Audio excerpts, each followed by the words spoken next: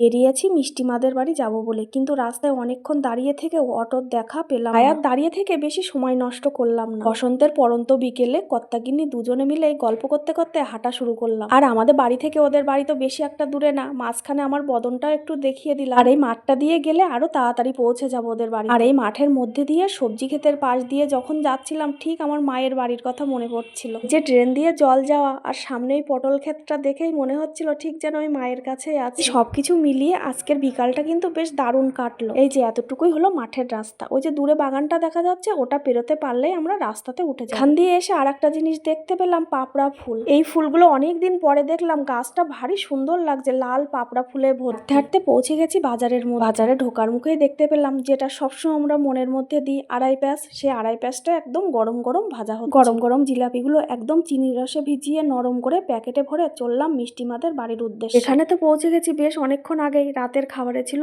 4 kilo ওজনের কয়লারের মাংস। মাংসটা কিন্তু সাদা ভাত দিয়ে খেতে দারুণ লেগেছিল। খাওয়া দাওয়া সেরে রাতেই বাড়িতে চলে এলাম। আসার আগে মা কিছু সবজি দিয়ে দিল, সবজিগুলো নিয়ে এলাম।